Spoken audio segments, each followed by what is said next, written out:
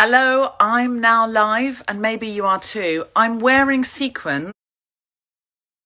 Hello, I'm now live, and maybe you are too. I'm wearing sequins because it's Kiri Pritchard McLean today. She's my guest for the new normal, and I don't trust her not to wear sequins because I know what she's like. She's sequined. I think it looks better without glasses. Who wears the sequin hood and glasses? But I won't be able to see your comments. So I'm going for glasses. Actually, I think it does work. I think the colours work. I think it's fine. Welcome to the new normal, the new Guilty Feminist daily online show where we discuss how we're coping in quarantine and what strategies we've got to make this feel a little bit more normal, but not so normal that we get really used to it and bed in and this becomes our life. Hello, hello, hello. So lovely to see so many of you. Let me see if I can find Kiri on here. There she is. Hello, Kiri Pritchard McLean. She's connecting. Hey, Hi. Kiri. How are you Hello. doing? I've worn sequins, Kiri, because I didn't trust you not to wear sequins. I thought I don't want Well, to be the only one not in sequins. I lost connection because I saw that and I ran to my dressing room because I've worn a sort of feminist t-shirt. I Ah, tried to come with your dress code and you've come with mine. that's Um, brilliant. I've come as you and you've come as me. This is so actually a Despicable Daisy hood. If you go, it's a sisterhood. She's made them specially for the Guilty Feminist, and she's an amazing designer of capes and cloaks, all sequined. But she's also a amazing. dentist. That's her real job. She does this for fun. What? Yeah, we should get you a Despicable Daisy cloak. Oh yeah. Kiri, what does your feminist T-shirt say? It says fast fashion is a feminist issue. Um, Very, very true. And Yes, right. And it's also my number one. I'm like pretty right on with everything, but when it comes to buying clothes, I'm totally mindless about it. And I know it's um, something that I have to be more mindful of. And this is a Scottish company called Isolated Heroes. It's just some girls in a workshop in Dundee who've got like their kids sat there, and it's about six of them on machines, and they do it all themselves, and they use all the scraps for everything. They're really like ethical and right on. I love them. They're great. wow, Isolated Heroes. What a topical name. I mean, Yeah. they've come into their own, haven't they? Because we're all isolated heroes now, Kiri. Yeah, I don't know how heroic I'm being at the moment, but No, well, I'm here in the comfort of my own four relentless walls. yeah. They they never go away, and um, neither do I. I haven't had my walk today, my government sponsored walk. I'm allowed one government issued walk. I have not had it yet, but I will be going after this because otherwise I go a bit mad. And normally, Kiri, I'm not a walker, I'm a taxi getter. I'm a terrible, lazy non walker. But suddenly I've become such a walker. yeah, everyone has. All the people I know who don't give a shit about moving normally are like, we're doing our bit by going for that walk, and it's like, no, they're telling you to stay in the house, and if you have to, you walk. But now everyone's like, you're not taking this one walk away from No. so much. Oh no, I've taken it very seriously because there is no other outside. So I Yeah. mostly go outside to check it's still there. I'm really lucky because as soon as all this was happening, I was going to go anyway, but I've fled to the motherland in Wales. So our family farm is here, and it's like Uh, it's this is quite brutal, but this is like um, we're sort of surrounded by it's sat in about 50 acres, and then it backs onto a nature reserve. So I have are you showing us that you can go on a walk any time of the day? You can go on 12 walks a day if you want. I can go on 12 walks a day, yeah, and never leave the confines of our parents' fields. Yeah, it's quite bad, isn't it? That it's quite Wow, a dreamy that's situation. so dreamy. I feel you lucky, lucky, lucky bastard.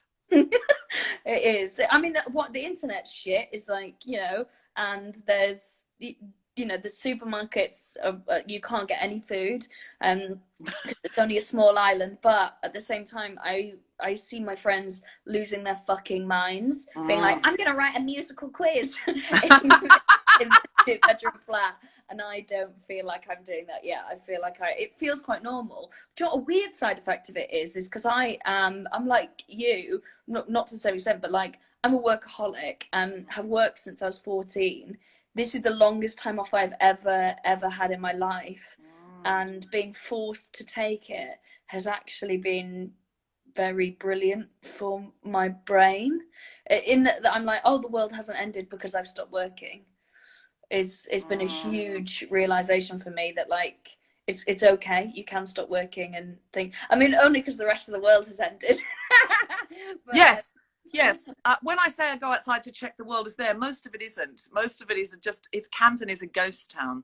really, It's like a Brad Pitt movie where it's the end of the world and he's the only one in Times Square, except I'm Brad Pitt and Parkway is Times Square. And it's just, you can look up and down and you can be the only person on it at times, which wow. of course is just, you know, it's the kind of vibrant drag with all of the pubs and the restaurants and the jazz cafe. And it's just, Wow. so, Kerry, I think you've covered the first question, how the hell are you? So I'm going straight to, do you have any new I'm a Feminist buts Yeah. through this experience? Yeah, so I'm a feminist, but we have immediately split into blue and pink jobs in our household. Have you? However, Are you Betty Draper?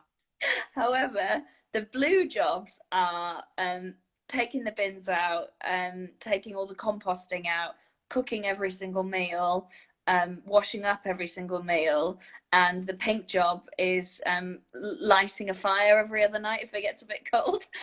Oh, So, that doesn't sound that stereotypical. That sounds like, no, you flipped it, because oh yeah, of usually course. what the man does in a stereotype is, I'll light the fire, then I'll put my feet up and you cook supper. So have you managed to cleverly flip that? Like That is the thing. With this like virus, I've actually managed to control the patriarchy. You're welcome. wow. So you've basically convinced him they're the blue jobs. Yeah, This is, absolutely. you're an evil genius. Well, no, actually, I think it's a really fascinating thing. So I used to work as a chef when I was like 15, 16, so I was about 20.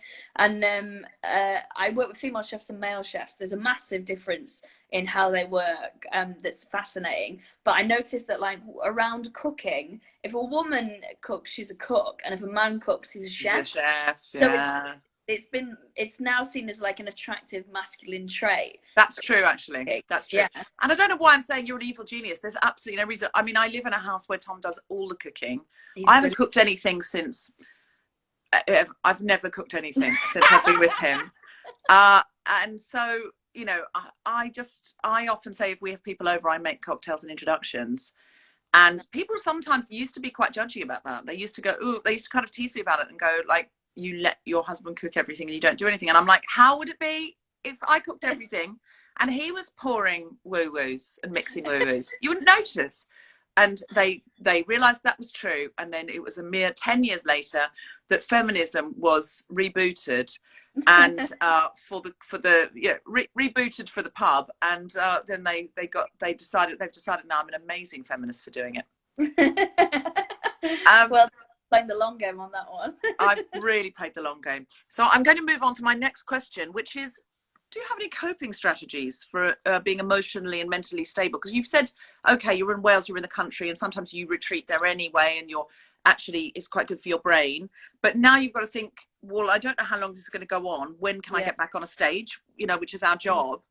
And if I can't, who am I? Sorry, it's like I FaceTimed you in order to undermine. Actually, you know what? I'm treating it as a lovely respite. Well, I'm here to tell you, you're actually struggling. No, do you have any? Do you have tent poles of things that you do when you're anxious, or at the moment ways of coping with the unknown? Yes. So one thing is I try and do one thing in the house every day, one thing work wise every day, and one thing outdoors every day. So like a task. So, but I'm not trying to overwhelm myself by being like, I'm gonna learn French by May, because that will just drive me insane and I'll feel like a failure and I'll just like spiral from that. So I think and even if that thing is like you replied to an email, like you've done it, it's ticked off the list and you can feel like you've achieved something. Because I think it's really easy as a workaholic who's not in a structured work to feel like you're not doing anything and your life is just ash in your hands. And so I'm just trying to be like, right, well, that's 3 things. It means I'm doing something, I'm getting up, I'm getting dressed, and then all the usual stuff like trying to exercise and things like that. But That's been really important. Things like this as well, in that like when you messaged me like, we'd like to do this, and I was like, absolutely, can I do tomorrow? Because it means, I was like, right, well, that means I will have to do my hair and put some makeup on and definitely have to shower. Mm. So Well, like agreed to you're, stuff. and you're also, it's a way of getting in front of an audience, because look here, people are sending love from Nico Aguirre. Oh, They're saying love you babes. I don't know which one of us is the babes. Maybe we're both the babes. we're both babes, we're both Yeah, babes. I expect so. So we're saying hello. John Claus says, Also, I'm going to improve my poker game by May. That's more reasonable oh than learning the whole of French, to be fair. Improving something, I think, is quite good. yeah, definitely. Learning something brand new, I think, could be quite stressful, given Yeah. it's a bit of an emotional time. Also, last Saturday we did me basically my friends from around here on Anglesey. They were doing like a virtual pub, and they were like, "Would you ever come and do comedy in it one night?" And they have a Yeah. friend who's doing some music and stuff, and I was like, "Yeah, let me see if I can rope some other comedians in." And they were like, "We'll do it, and we'll get people to like donate to a crowdfunder for the Trussell Trust." And so they did that, and then on Saturday night I hosted a gig to about 3,000 people, and it raised 13.5 grand.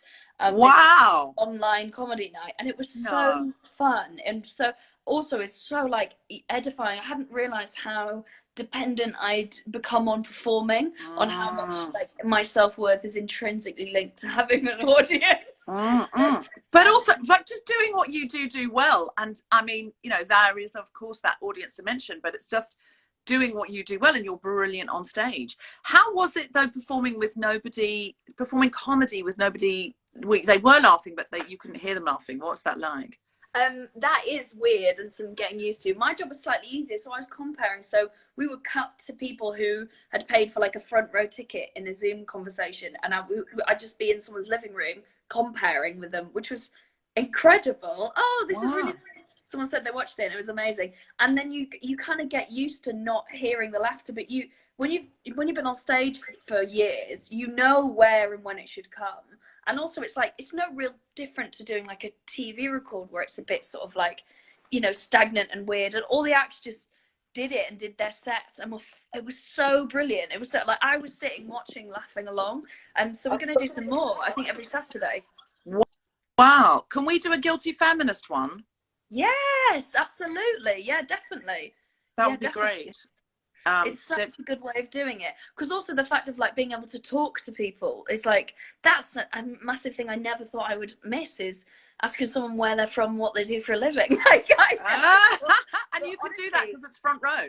yeah, it's perfect. That It's sounds such a brilliant, incredible, Kiri. That sounds it's great. incredible. Yeah, I'd love and to also, I'd love to co-host a guilty feminist one with you. yes, let's do that. Well, let me talk to Jess and Jake who organise it, because they've been absolutely brilliant. Because one of the things we wanted to do was, we're doing it again for the Trussell Trust, but also there's so many, I've come up through the circuit and I've seen so many of my mates now with mortgages and kids, their income has disappeared for 3 months. Yeah.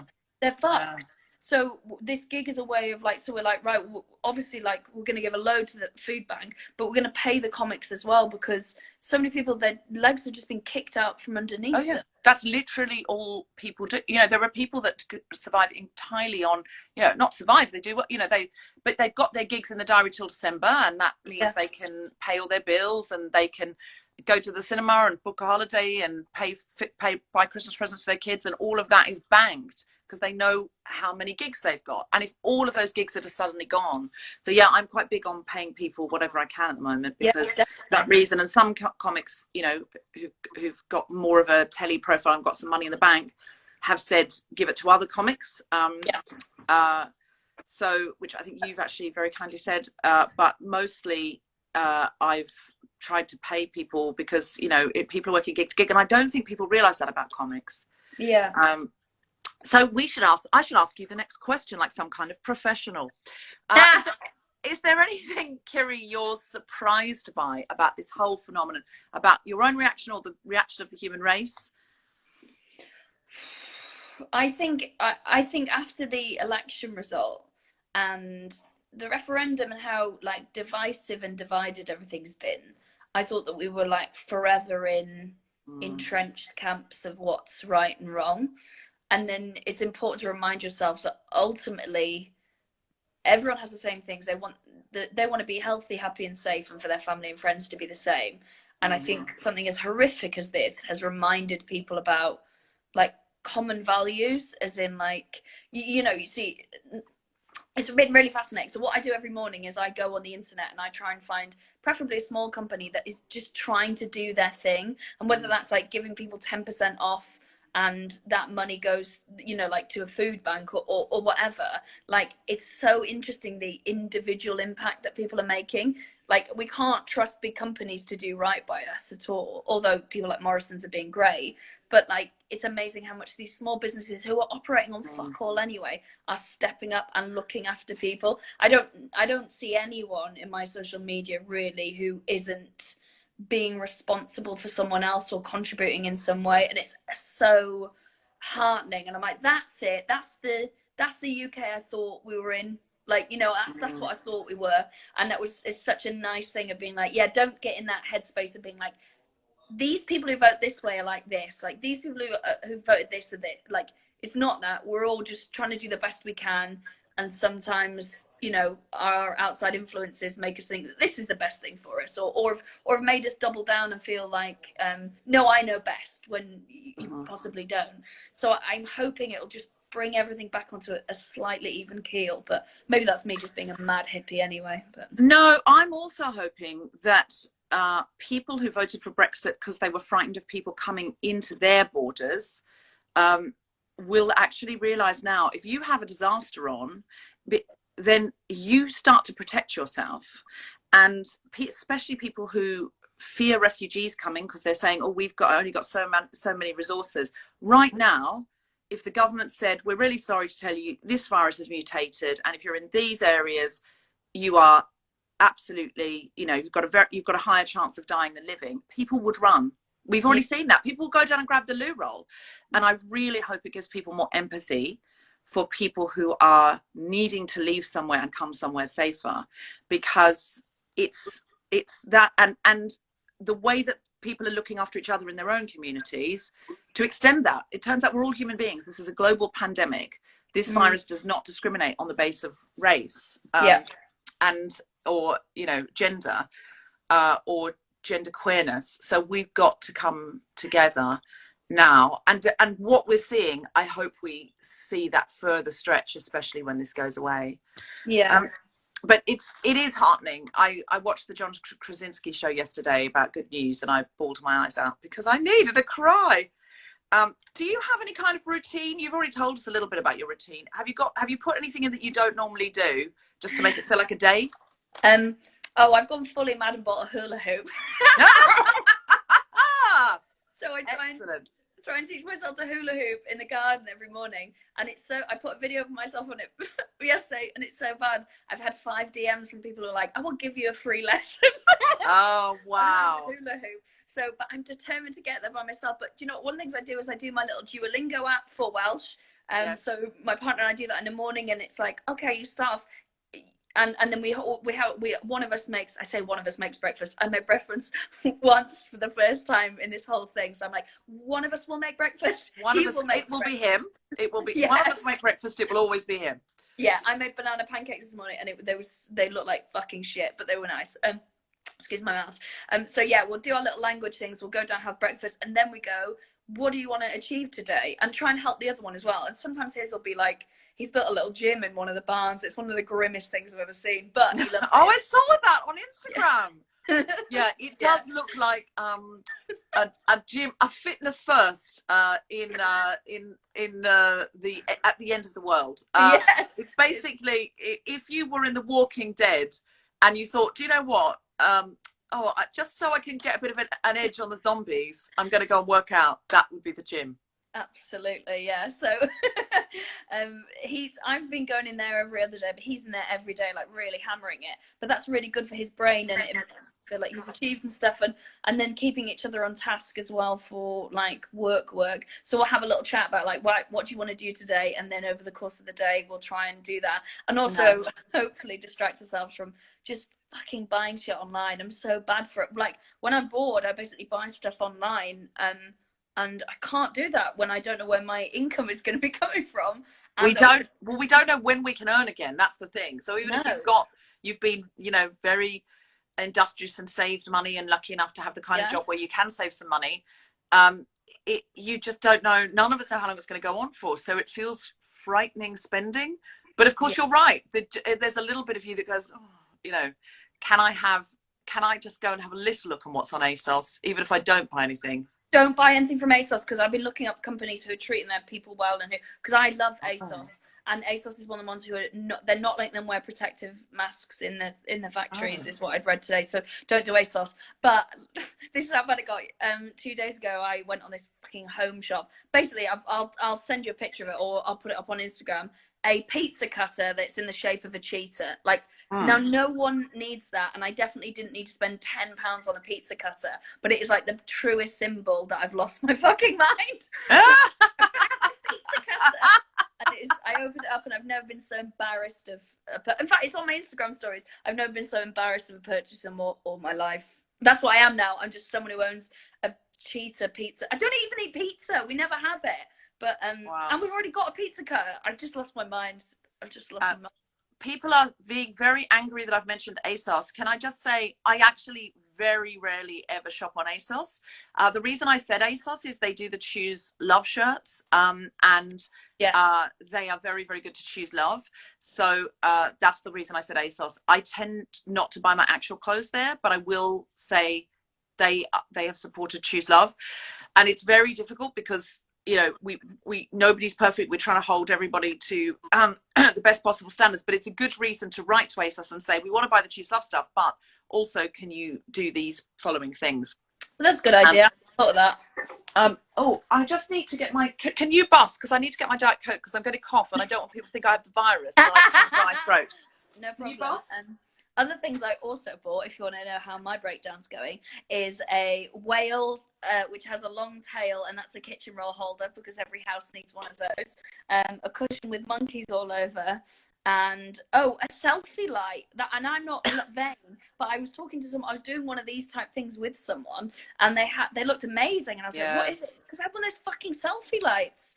So I'm going to do that. If I'm going to do I think I'm going to get one. Because, well, that's how we're mainly communicating now. I've never done it before, but if that's how we're mainly communicating, I think it's fair. Yeah.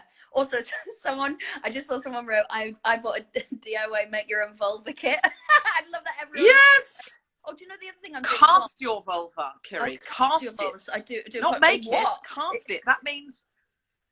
I could see it doing Les Mis. That means you have to put plaster of Paris over your vulva. Oh, I thought you meant like its ideal role, like what it would play, like Erin Brockovich or something.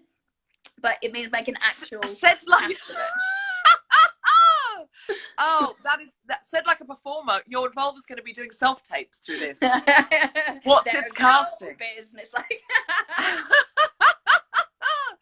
I think it means pour plaster of Paris over it, and then, you know, like you cast your foot or something like that. I'm not down with that because I, at the moment, cannot access medical professionals. Yeah, that's true. Yeah. Oh God, you don't want to be the one when there's a queue of people at the door and be like, "No, this is fairly urgent. There's a lump of plaster in my fanny." They will say, at the moment, I wouldn't even go down there because I don't want to catch the virus because I've got plaster of Paris in the wrong place. What a lovely paperweight, though, if you get it right. You heard it here first. What a lovely paperweight if you get it right. That's a classic Kiri Pritchard McLean line, in my opinion. Do you have any pets, costumes, or eccentric relics you'd like to show us? Anything to show us? Let's look. Key. We're seeing a lot in the inside of celebrities' houses at the moment, Madonna and various places. So I want to see Kiri Pritchard McLean's pets. Okay. Well, if the internet connection stays, I will show you this actually because this is really cool. Okay, I'm going to try and get in as quickly as I can. In my bedroom, I've had it's a bookshelf, but actually it's hiding the ensuite toilet. Stop it right now! Amazing, You've got a secret bookshelf. Yeah, like a wall, and you go in, and then it's a secret, like in the Lion, the Witch, and the Wardrobe or something. It's fucking amazing, right? I absolutely love that. So that's my that's my dream thing that I was like, I've always wanted, and then you get to a point where you like you do a horrible corporate and you're like, I'm gonna buy a bookshelf that's gonna hide where my partner craps, and that's how you know you've made it. That's, you really have now. You've topped out. You're basically J.K. Rowling. You've topped out now. You've got a secret bookcase that leads into the loo. I absolutely love that. Do you have any books or box set type recommendations, Netflixy things? Yes. Oh well, I'm going to be really behind the curve on some of these. Let me just get this book here because I loved it. Here it is. This is amazing. I'm into true crime anyway, but this is like hellacious at all. So it's called The Five, and it's by Haley Rubenhold, and it's about the Canonical Five, the 5 victims of Jack the Ripper, who, by the way, most of them weren't sex workers. That is just a common misconception that's been carried in the press. And so she exhaustively goes through the lives of the 5 women, and it's amazing because there's never been any real focus on the victims other than the fact they're like, oh well, they were all sex workers, and that's it. Do we need any focus on the victims given they're women? Well, this is the thing. Don't worry, men are mentioned to keep you. Oh, thank God. Because I've always enjoyed the Jack the Ripper story because on account of him being such a man. And so mysterious. We'll never know who he is.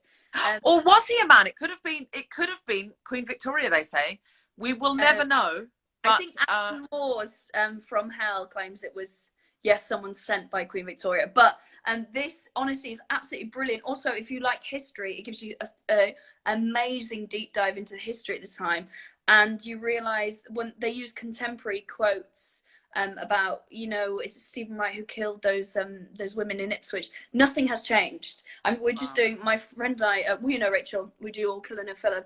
It's a brilliant podcast. If you haven't listened to All Killer No Filler, you have to get in there. It's absolutely incredible. And there is a crossover episode with The Guilty Feminist called All Killer No Feminism. So if you love The Guilty Feminist and want to wean yourself over in one easy go, All Killer No Feminism is the gateway drug. Yes, lovely. No, that's well described. We're doing a 3-part on the Yorkshire Ripper at the moment, and the dialogue around the women that were killed. For a start, loads of them were assumed to be sex workers and weren't. And when he killed a girl coming on her way home from school, they were like, "Oh, it's the first innocent victim," and you just realise that this discourse around women being seen as disposable because they do sex work is so ingrained, and I don't think has particularly changed now. So it's amazing. This is brilliant. I watched Grey Gardens last night, which is great if you want to watch some more people locked in a house. But it's a mental locked in with them. It's one of my favorite films of all time, and my partner very kindly sniffed it out on DVD and bought it, so we watched that last night. Thoroughly recommend it. And I just started watching. I feel like this is going to be like, have you heard of a show called Breaking Bad? I just started watching Schitt's Creek on Netflix, written by Eugene Levy and his son, and Catherine O'Hara's in it, who's fucking amazing. It's so funny how she manages to, like, Catherine O'Hara's voice in it is like this perfect storm of heavily medicated, drunk, and like quite a lot of surgery, so she can't freely move her face. And I don't know how she manages to do it, but she's so brilliant. It's so funny, and it is the kind of thing you can just have on in the background as well. So Schitt's Creek is really Schitt's Creek. I've heard great things, and I've not gone in myself. These are great recommendations for people in quarantine. Thank you very much. Could you tell us a dark thought or low moment that you've had over this time? Yeah, I mean, like how heavy? I mean, people have gone quite heavy, and we're there for it. Do you know, this is the most popular part of the show because I think we're only live streaming our moments when we're kind of dressed up in hoods and we've got cocktails on house party, and people are really relieved by the answers to this because they're like, oh my God, thank you. Because it seems like everyone else is learning to play the ukulele, and what I'm doing is just rocking and crying in a corner. So everyone's very grateful for this part of the show. So you go for it, whatever you want to tell us. No pressure. Okay. So, well, one of the things I'm doing is I'm only allowing myself to check the news twice a day at the most. So I like morning and evening, but generally I try and only check it sort of at night, and my friends who I'm in WhatsApp groups will filter through anything important because it's not good for me. But one of the things I've been obsessively thinking about is how many people in abusive relationships are Mm. having a fucking shit time at the moment, and how hard it must be because I was in an abusive relationship, not physically abusive, but there is never a good time to leave, which is why I think is it 6 or 8 attempts that most the stats is on women women take to leave an abusive relationship, but there's never a good time, and they will always give you a reason as well why this will be different, and please stay. And you can usually get yourself there and rationalize one day that actually this is the time to no, this is the time, there's never going to be a good time. Mm. But when this is going on and you are literally legally locked in a house, Mhm. and I know there's still things that like women can go to, I know I'm being sort of gender specific here, but that's the only statistics I know, that they can go to like safe houses. But I just keep it's one of the reasons why I'm fucking hula hooping in my garden and buying cheetah pizza cutters, is to keep my brain away from, because whenever it wanders, I think about those people Mm. stuck there with monsters, not knowing how to leave, and also the world is telling them to stay put as well. Is so Mm. scary.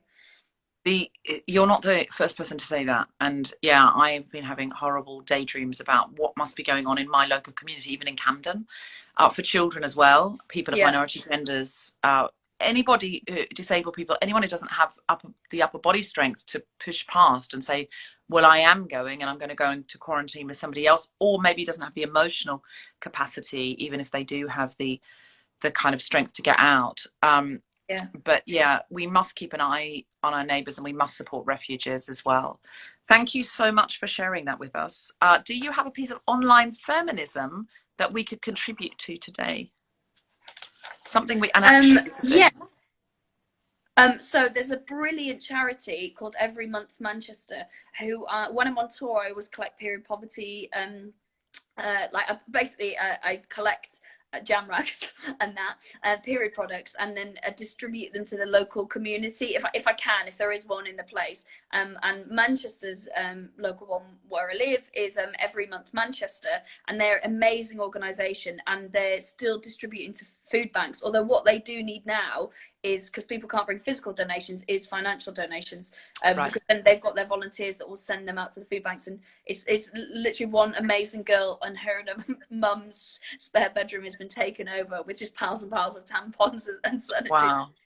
So yeah, if you've got any change, it's a brilliant charity that's doing amazing work and makes a real difference to people. Because I think they might have shared something earlier that was like, periods don't stop during a pandemic, and that's it. Is Yeah. like another thing that you have to, while there's shortages and no one knows where their next bit of money is coming from. It's like, I'm brilliant now. Now I'm on my period as well. I think I couldn't really afford anyway. So they're a really great charity.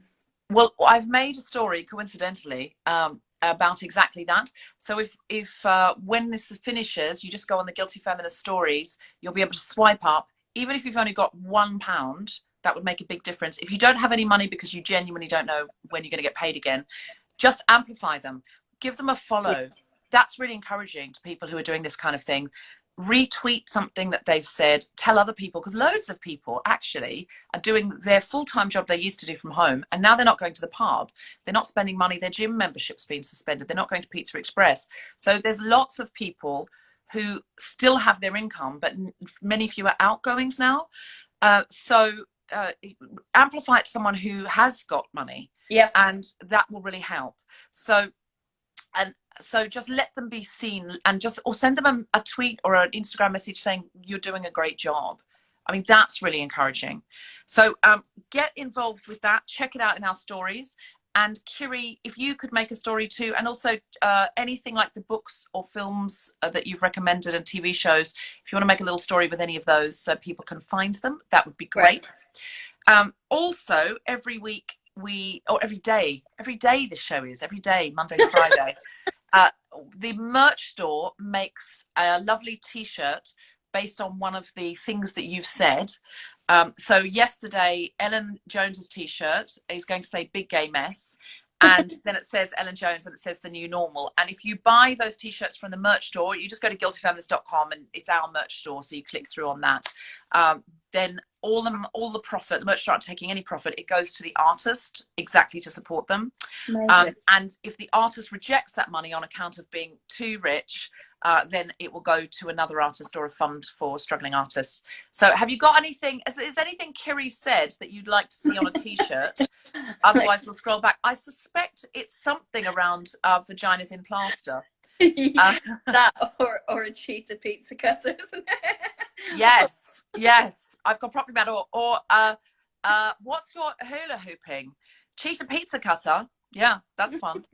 So the merch store people will scroll back through these. Hannah's brilliant, and she picks something every day, and we'll send it to Kiri, and it'll be out tomorrow. Ellen Jones's is almost up, so you can buy Big Gay Mess anytime soon.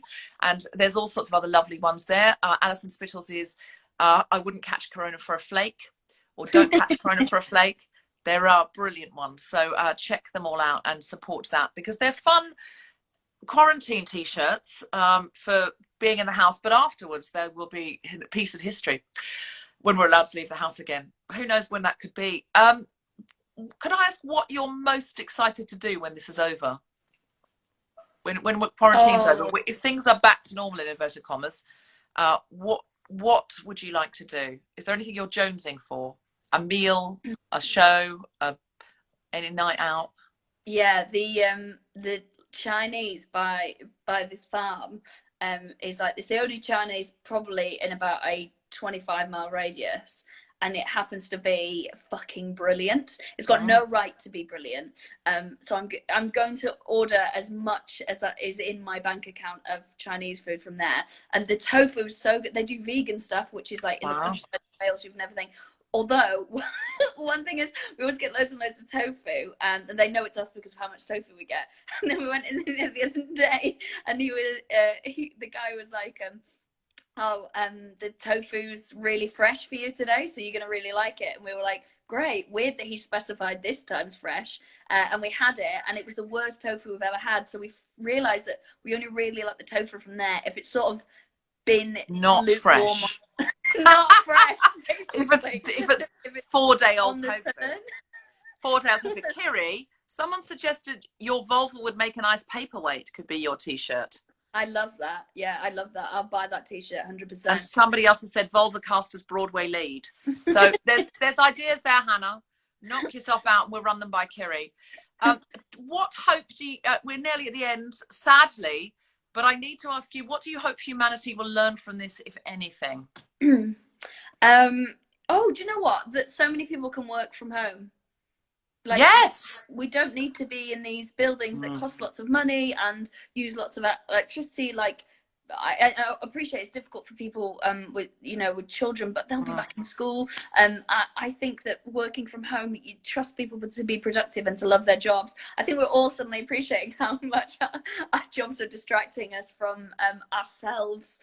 So I think that there could be more global, more accessible way of working, and hopefully it's from home.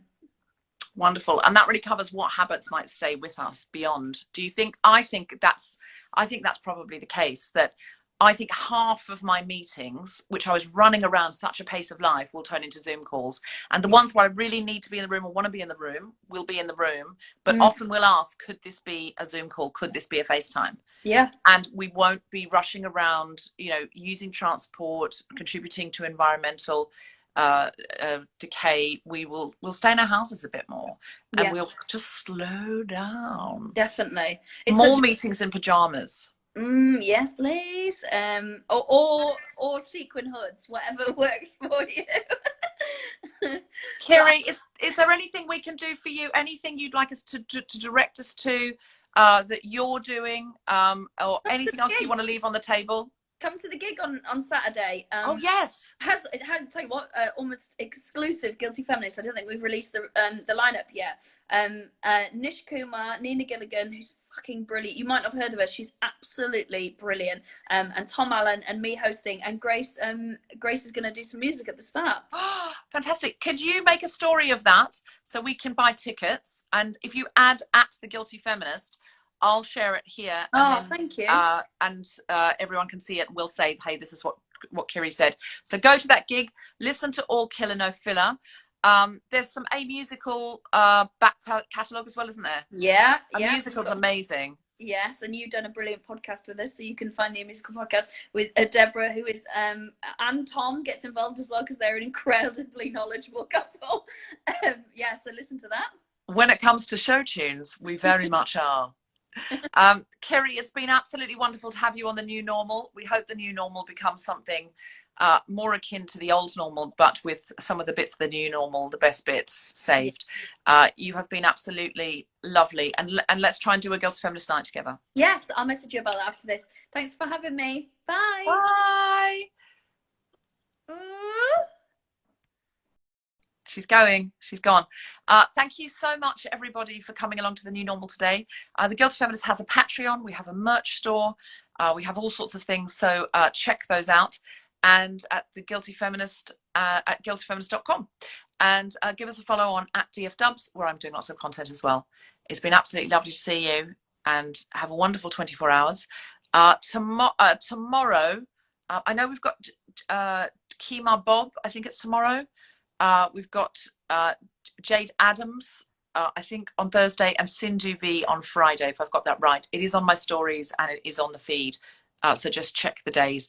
All incredible guests, and some exciting guests coming up next week too, including May Martin and Aisling B. And we'll release those dates very soon. Lots of love to you all. I'm off for my walk, my government-sanctioned walk.